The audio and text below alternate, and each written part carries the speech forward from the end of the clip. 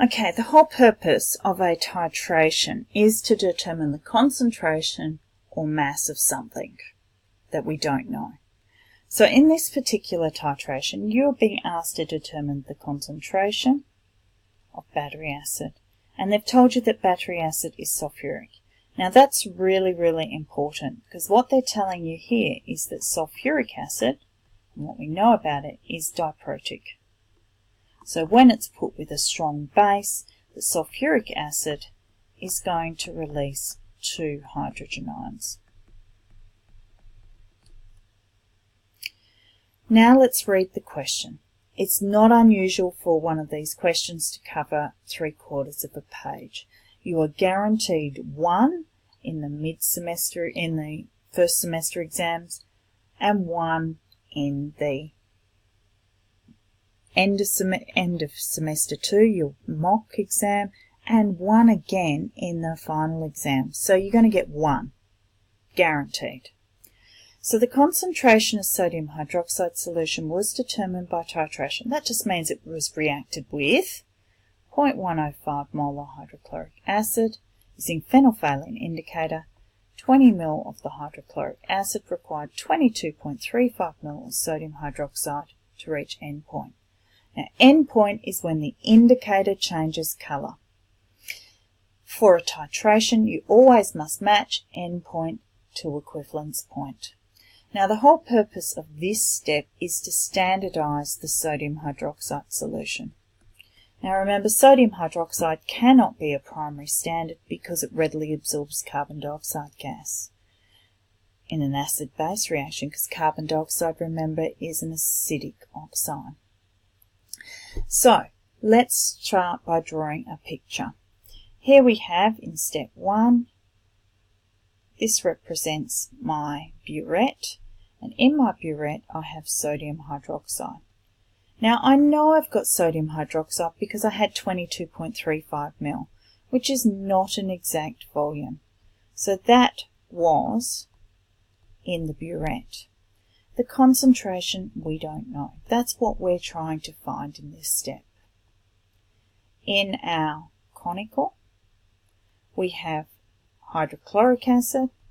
It has a volume of 20 ml. I know it's in the conical because it's an exact volume, and its concentration was 0.105 molar.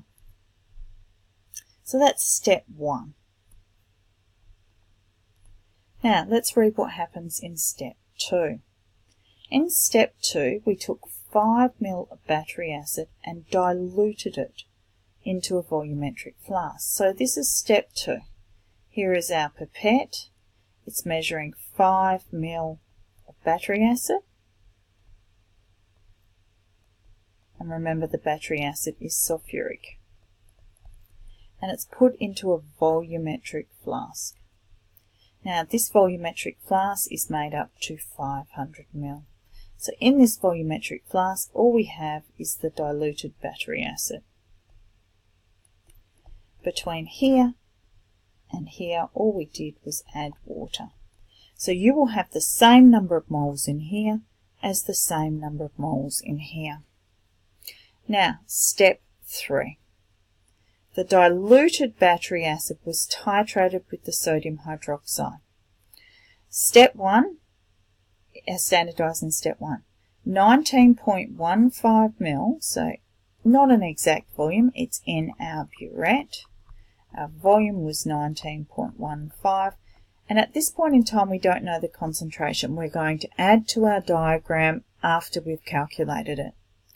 And in our conical, we take some solution out of our volumetric and we put 20 ml, this is diluted battery acid. We put 20 ml in here. So, at this point in time, we've drawn our diagram. Let's see, and I haven't even got to the question yet. Let's see what the question is asking. It says, use the information in step 1 to calculate the concentration of sodium hydroxide solution. So let's do that. I have to move this down a bit. So in step 1 we were reacting sodium hydroxide with hydrochloric acid. We need an equation. Hydrogen ions plus hydroxide ions gives water. Now, like any stoichiometry, once we've got our equation, we need to find a mole. So I'm looking at the information here. I've got a volume and I've got a concentration. So I can find the number of moles of HCl, which is equal to CV. So, which is 0.105 molar times 0.02. I had to convert it to litres. And this comes out to 0.0021 moles. Now that's the same as me saying the number of moles in this case of hydrogen ions is 0.0021 moles. Now using our balanced chemical equation, we can see that it is a 1-to-1 ratio. So the number of moles of hydroxides will be the same.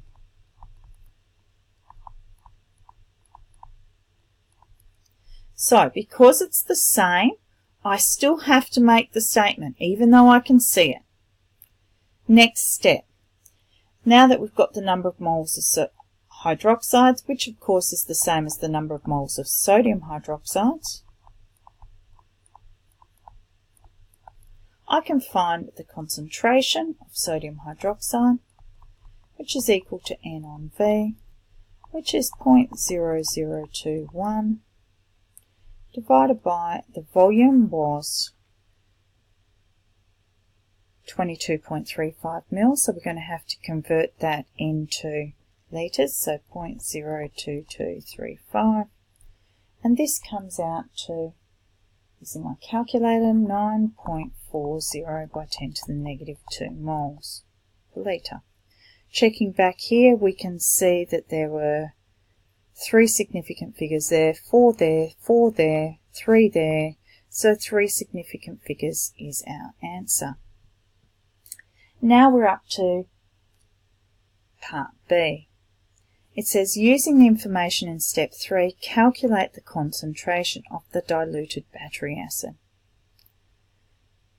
So looking at step 3, we had sodium hydroxide is added to sulfuric acid. Now I like to stay ionic, but you can write it as a molecular equation.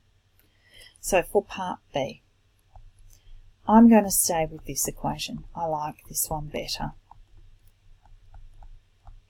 So looking at the information here, we now see that we've got our concentration of our sodium hydroxide. So I've got a concentration and a volume there, so I'm going to be able to find the moles. So the number of moles of the hydroxides will equal CV. So I'm still telling my marker what I'm doing. The volume in this case was 19.15 mil, so I have to convert it to litres, and it comes out to a number of moles of 1.80 by 10 to the negative 3 moles. Now, using this equation, you can see the number of moles of hydrogen ions will be the same. Now, this is where you can run into a problem if you're not careful. The question isn't actually asking for the concentration of hydrogen ions. It's asking for the concentration of sulfuric acid. So that means we have to find the number of moles of sulfuric. And if you remember correctly, 1 mole of sulfuric will release 2 moles of hydrogen ions. So we've got the number of moles of hydrogen ions. So the number of moles of sulfuric is going to be half as many.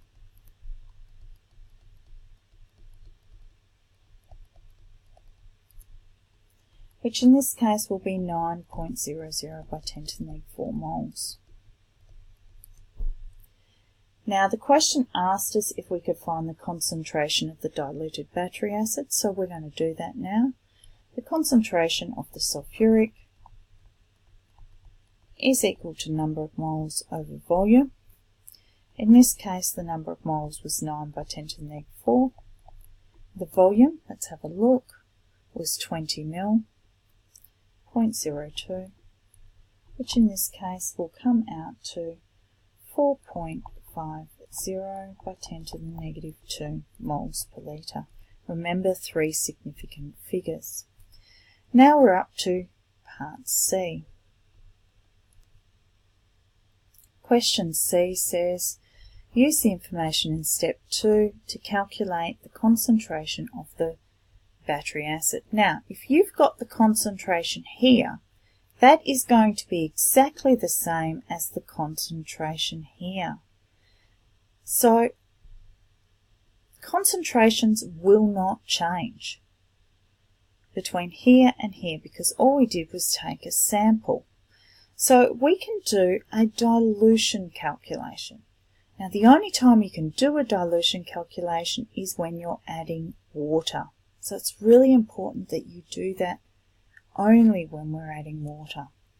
So we can go C1V1 equals C2V2. Concentration 1, I always start with the most concentrated. We don't know. That was what was in that 5 ml pipette. We know the volume of the 5 ml pipette is 0.005 of a litre. We know the concentration of the diluted solution, and we know the volume of the diluted solution. So we can now calculate the initial concentration. And if you do this calculation, you will find that it comes out to 4.50 moles per litre.